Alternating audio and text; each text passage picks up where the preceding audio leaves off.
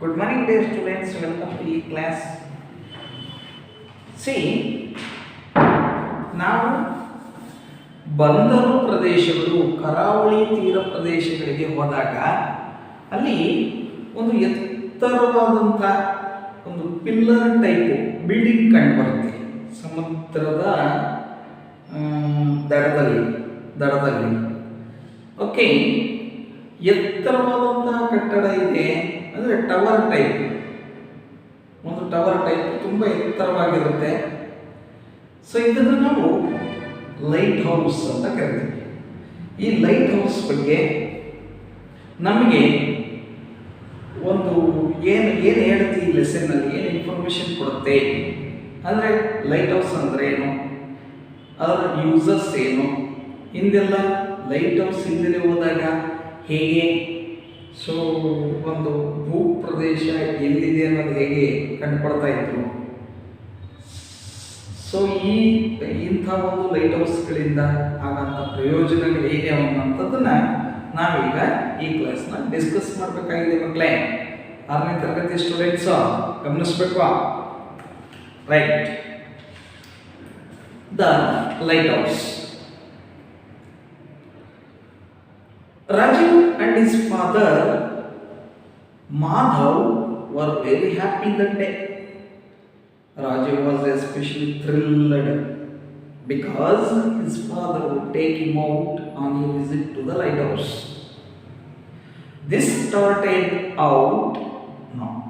They started out in the evening by 5 p.m. and reached the shore by 6 p.m. Madhav pointed out to the lighthouse in the distance. It was a tall, strong building in the shape of a tower with powerful lights at the top. Rajiv ಮತ್ತೆ ಅವನ ತಂದೆ Madhav, Rajiv and Madhav, ಇಲ್ಲಿ ಬರುವಂತಹ ಒಂದು characters, ಎರಡು characters ಬರ್ತಾ ಇದೆ. ಒಂದು ರಾಜೀವ್ ಮತ್ತು ಇನ್ನೊಂದು ಹಿಸ್ ಫಾದರ್ ಮಾಧವ್.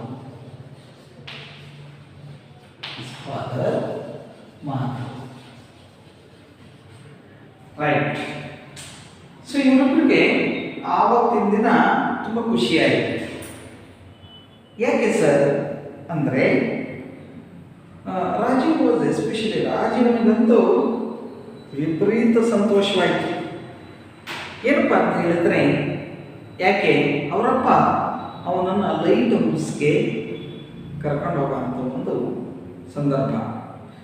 ಇವತ್ತು ಲೈಟ್ ಹೌಸ್ಗೆ ಹೋಗ್ತಾ ಇದ್ದೀವಿ ಅಂತ ಹೇಳಿ ಭಾಳ ಖುಷಿಯಿಂದಿದ್ದ Rajiv.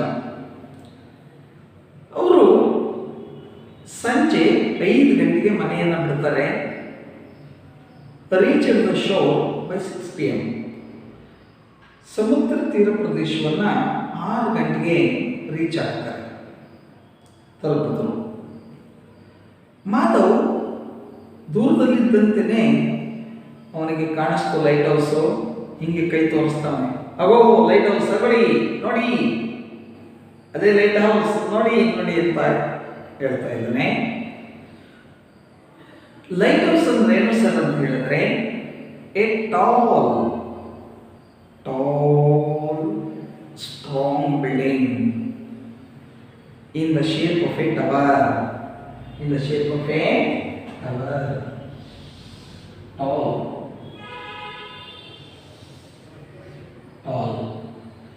Shape of a tower.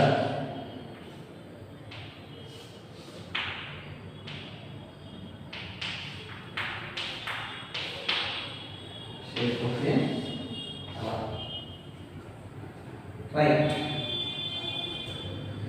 ಇದು ಅದರ ಟಾಪಲ್ಲಿ ನೀವು ನೋಡಿದ್ರೆ ಇಲ್ಲಿ ಪವರ್ಫುಲ್ ಲೈಟ್ ಇದೆ.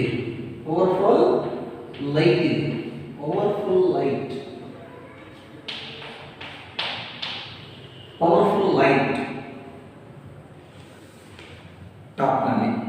ಈಗ ರಾಜೀವ್ ಕುತೂಹಲದಿಂದ ಒಂದು ಪ್ರಶ್ನೆ ಕೇಳ್ತಾನಪ್ಪನ್ನ. ರಾಜೀವ್ ಆಸ್ಕ್ಡ್ ಹಿಸ್ ಫಾದರ್, ಪಪ್ಪ What is the use of these lighthouses? Madhav said.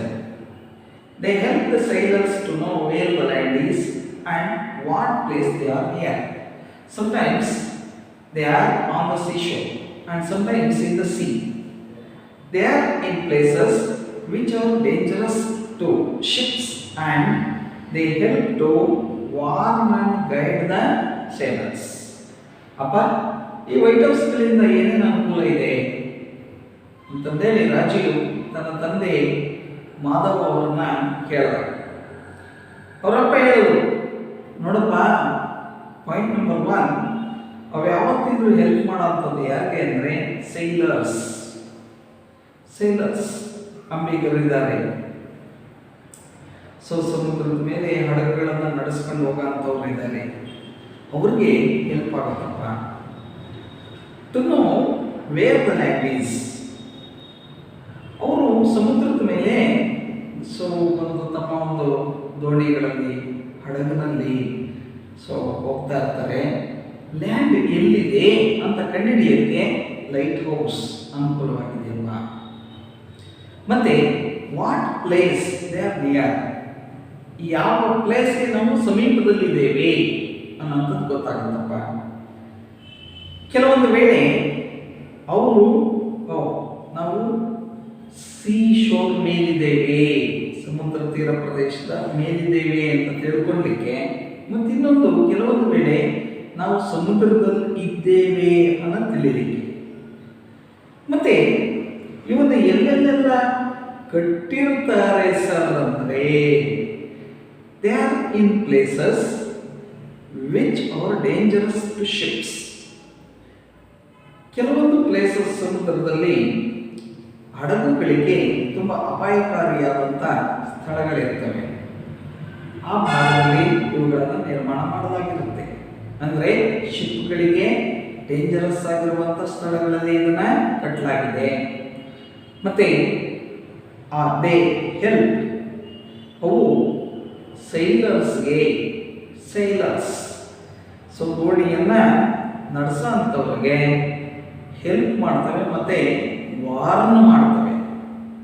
ಬಹಳ ಕೇರ್ಫುಲ್ ಆಗಿ ದೋಣಿ ನಡೆಸೋ ಅಂತ ಹೇಳ್ತವೆ. ರೈಟ್. ರಾಜೀವ್ ಇನ್ನೂ ಕುತೂಹಲ ಉಂಟಾಯಿತು. Rajiv was curious. He said, but how do they work?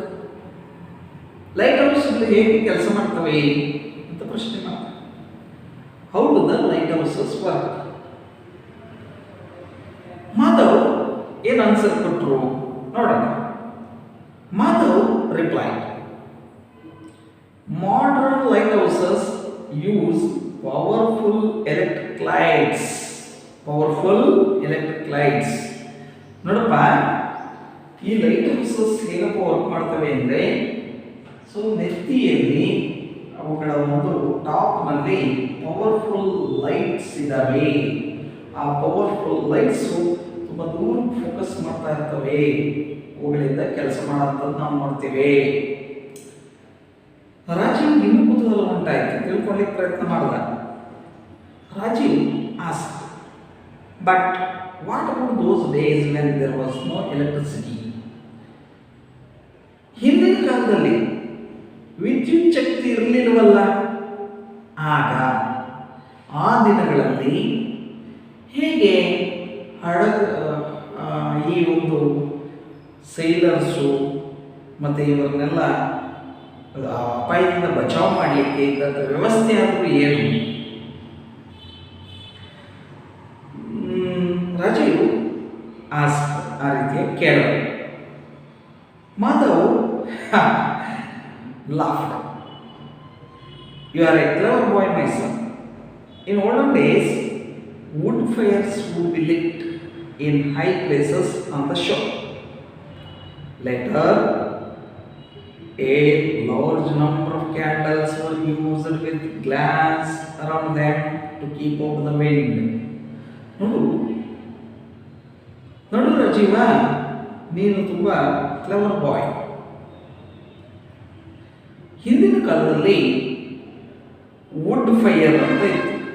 ಅಂದರೆ ಮರದ ದಿಮ್ಮಿಗೆ ಬೆಂಕಿ ಹಚ್ಕೊಡೋದು.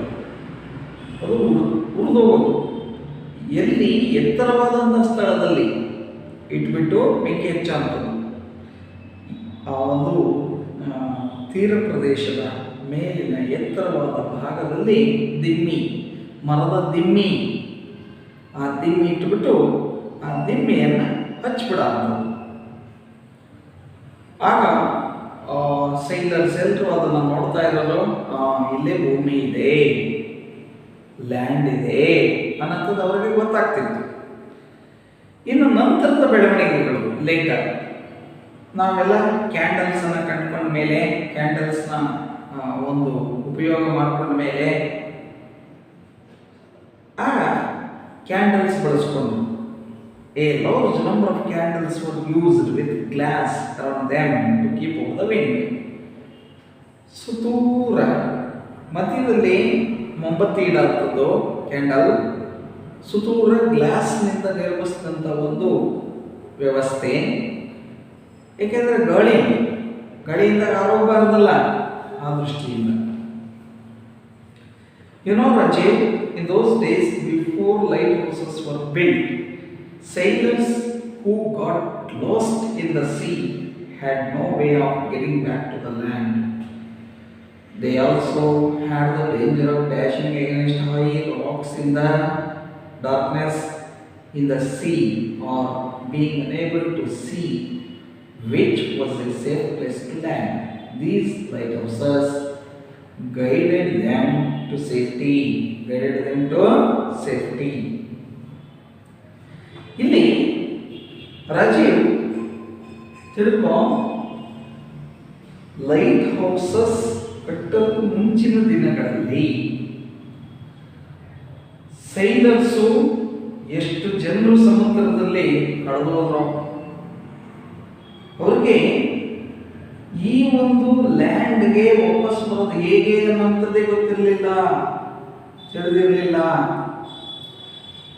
They also had the danger of dashing against high rocks in the darkness in the sea. ಸಮುದ್ರದಲ್ಲಿ ಕತ್ಲಿನಲ್ಲಿ ಅಲ್ಲಿ ಎತ್ತರವಾದಂಥ ರಾಕುಗಳಿರ್ತವೆ, ಎತ್ತರವಾದಂಥ ರಾಕುಗಳು. ಇವರು ಏನು ಮಾಡ್ತವೆ, ಹಡಗುಗಳಾಗಿರ್ಬೋದು, ಹಡಗುಗಳು ನೈಟ್ ಟೈಮಲ್ಲಿ ಚಲಿಸ್ತಾ ಅವಾಗಿದ್ದೇ ಅಲೆಗಳ ಅಬ್ಬರ ಬೇರೆ ಇರುತ್ತೆ. ಅದರಿಂದಾಗಿ ಹೈ ರಾಕ್ಸ್ಗೆ ಡಮ್ ಅಂತ ಡ್ಯಾಶ್ ಕೊಡ್ತಾ ಇದ್ವಿ. Being unable to see which was a safe place to land ಮಾಡೋದಕ್ಕೆ ಸೇಫ್ ಪ್ಲೇಸ್ ಯಾವುದು ಅನ್ನೋಂಥದ್ದು ಕಂಡುಹಿಡಿದ್ರೆ ಕಷ್ಟ ಆಗಿತ್ತು. These lighthouses guided them to safety. ನೋಡಿ, ಈ ಲೈಟ್ ಹೌಸ್ಗಳು ಇವತ್ತು ಅವ್ರಿಗೆಲ್ಲ ಗೈಡ್ ಮಾಡ್ತವೆ, ಇದು ಸೇಫ್ಟಿ ಪ್ಲೇಸೋ, ನಿಮ್ಮ ಸೇಫ್ಟಿ ಇಂಪಾರ್ಟೆಂಟು. ಸೊ ಹಾಗಾಗಿ ಇವೆಲ್ಲವೂ ಕೂಡ ಸೈಲರ್ಸು ಮತ್ತು ದೋಣಿಗಳಿಗೆ ಸೇಫ್ಟಿಯನ್ನು ಗೈಡ್ ಮಾಡ್ತವೆ, ಸುರಕ್ಷತೆ. ಈಗ ರಾಜೀವ್ ಇನ್ನೂ ಪ್ರಶ್ನೆ ಕೇಳಿದ. ರಾಜೀವ್ ಆಸ್ಕ್, ಪಾಪಾ, when was the first lighthouse built? ಪಾಪ, ಹಾಗಾದರೆ ಫಸ್ಟ್ ಲೈಟ್ ಹೌಸ್ ಯಾವಾಗ ಕಟ್ಟಿದ್ದು? I don't know, my son, mother replied. But I believe that in the olden days, many fishermen were lost in the sea and were unable to return home. The people of the land were worried and yet helpless to guide them. Then a group of clever young men hit upon this idea. They collected a few huge logs and lots of dry branches and set fire to them. They were laughed at by others, but they continued to keep the fire burning. In the early hours of next morning, the fishermen sailed home. They said that they had been guided from the land and saved only because of the light of this fire, which they had seen from a distance.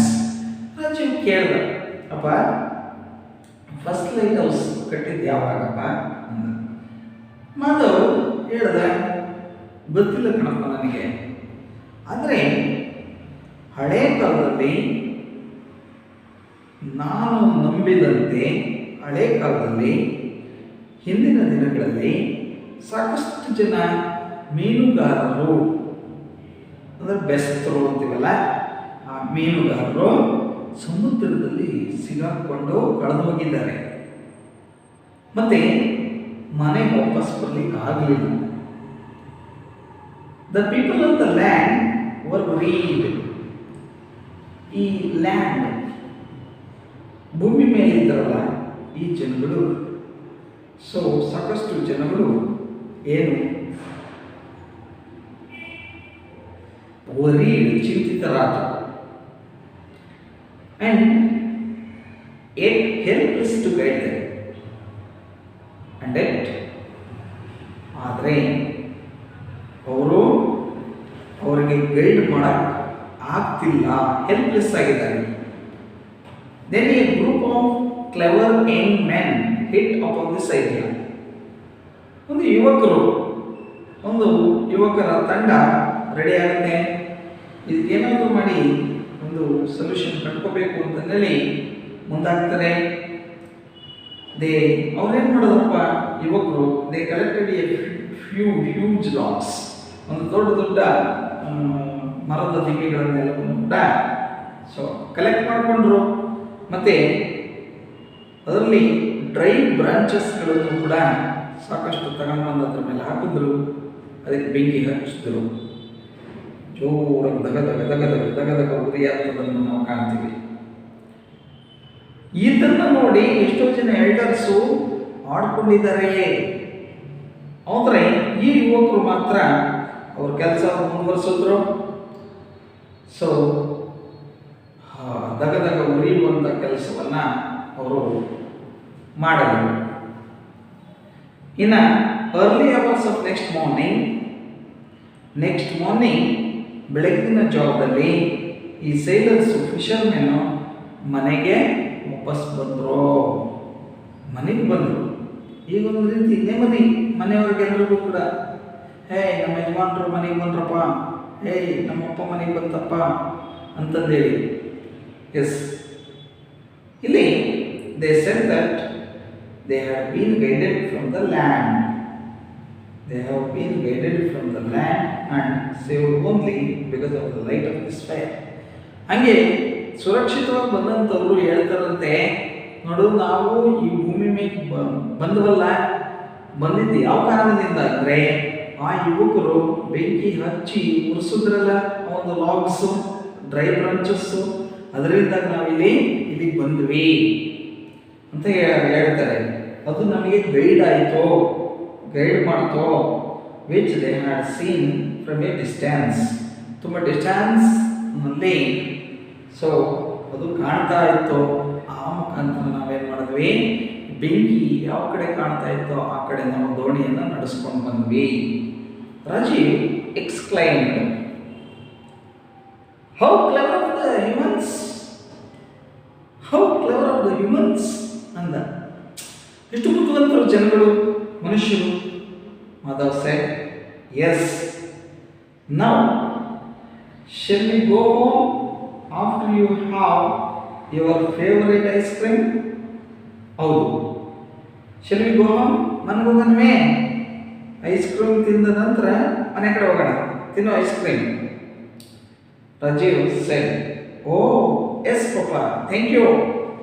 Okay papa, thank you, boy ಅಂತ ಹೇಳಿದೆ.